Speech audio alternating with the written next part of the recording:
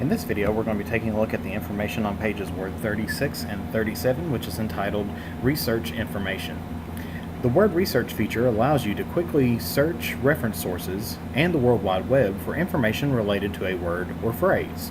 Among the reference sources available are a thesaurus, which you can use to look up synonyms for awkward or repetitive words, as well as a dictionary and translation sources. If we take a look on step 1 on page Word 36, it tells us that we need to scroll down until the headline is displayed at the top of our screen. So we scroll down here till we have this headline right here, starting with Bridget, on there about the QST's travel lecture series. Step 2 tells us that we want to select Noted in the first sentence of the third paragraph. So we have our third paragraph, which we made a little bit longer, and here's the very last word on there is Noted. So we want to select that word Noted.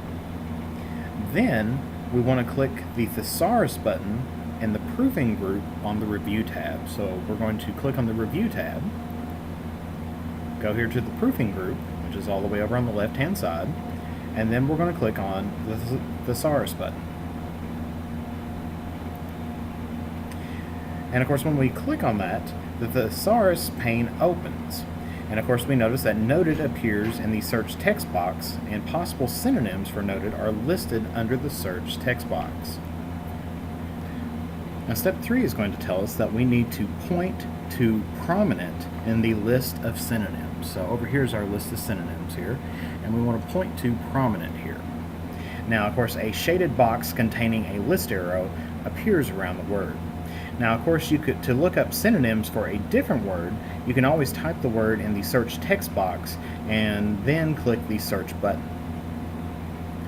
Step 4 tells us that we want to click the list arrow on there. So the list arrow is just right over here. We want to click on this, and then we want to click on Insert on this menu that is opened up. And notice that it will change the word Noted to prominent here. So that is the last word of that line right there. Then after we complete that, we want to close the thesaurus pane. Step 5 tells us that we want to right-click on the word innumerable in the first sentence of the first paragraph. So we find the word innumerable, which is close to the second line, the very last word of the second line, and we're just going to right-click on this. We don't have to select it on here. All we have to do is just right-click on it. And when we right-click on it, it's going to bring up a shortcut menu that's on there, and we're going to point down to the word synonyms here, and we notice that it goes ahead and gives us a listing of all the synonyms for innumerable. So we're going to then click on the word numerous, and notice that the word is changed. So there gives you a couple different ways in which you can actually go through and research up a word and find the synonyms for it, either using the thesaurus up here in the proofing group, or just by right-clicking and pointing to the synonyms on the pop-up menu that appears. Step 6 tells us that we want to select the 4 paragraphs of body text. So this is our body text here, and we're just going to select all 4 of these paragraphs here. Once we have that selected, we then want to click the word count button in the proofing group. So just directly to the right of the thesaurus is the word count button. And when we click on that, the word count dialog box opens up. And this lists the number of pages, words, characters, paragraphs, and lines included in the selected text.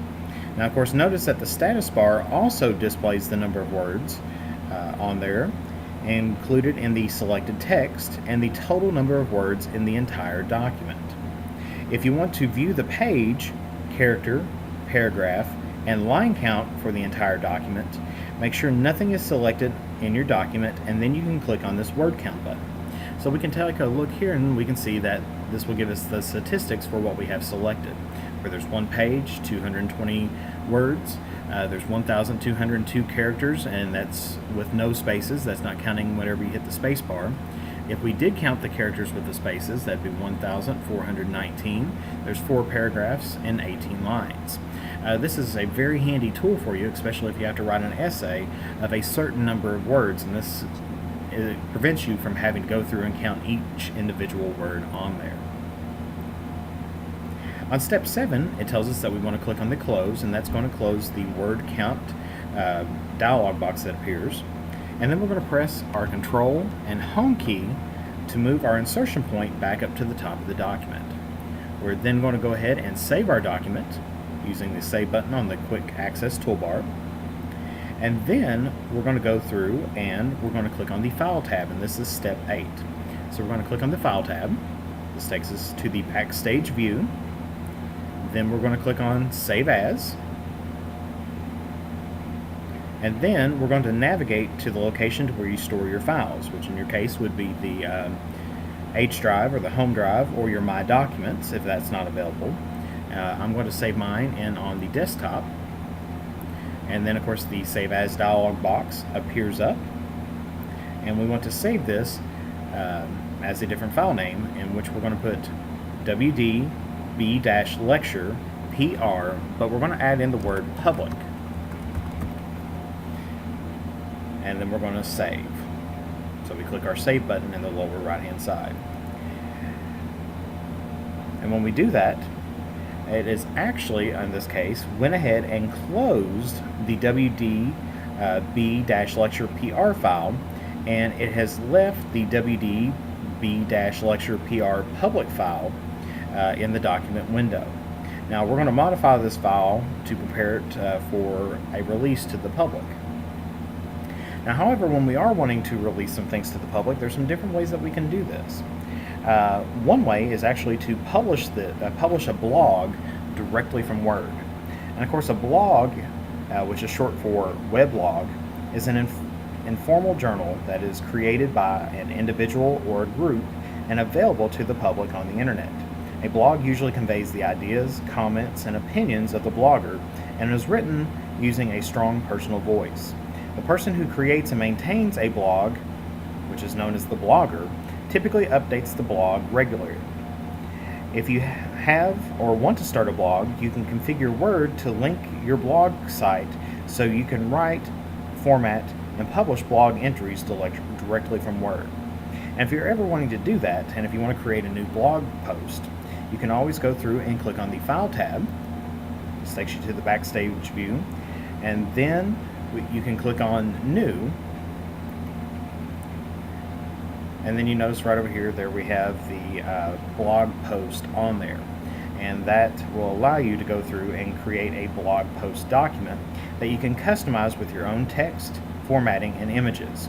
You can also publish an existing document as a blog post by opening the document, clicking on the File tab, and in this case clicking Share on there.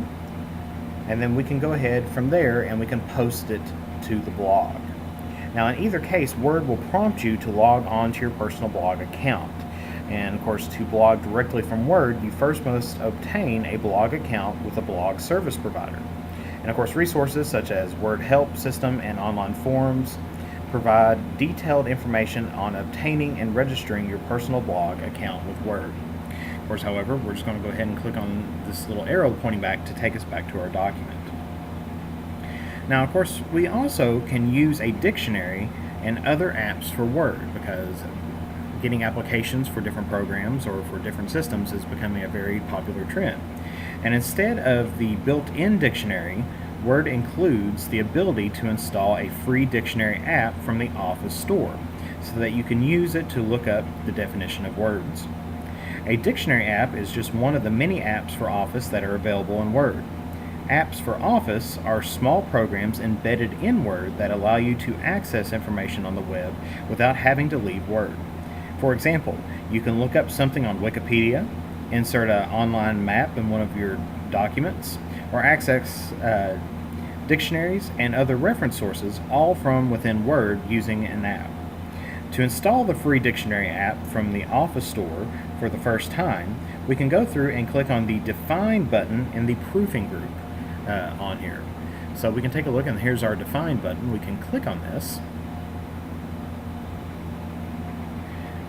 and then we can decide which dictionary we want to use on here. So In this case, you must be signed in using your Microsoft account, but it would give you different options on what kind of dictionary you would want to use in that case. Of course, after you install the dictionary, it will automatically open up in the dictionary pane whenever you click Define. Now, if you want to download other dictionaries or apps, you can click the Apps for Office button in the Apps groups on the Insert tab. So if we take a look at the Insert tab here, we can take a look that here is the Apps for Office button, and you can add those applications in on there. Now, of course, some of them are free, and some of them do require you to make a purchase. Now, Word allows you to choose one dictionary app for free. And of course, to use an app, you click the Apps for Office button, click My Apps to see your list of apps, and then double-click the app that you want to use. And that concludes the information that is on pages Word 36 and 37 about researching information. In our next video, we're going to be talking about adding hyperlinks and editing hyperlinks.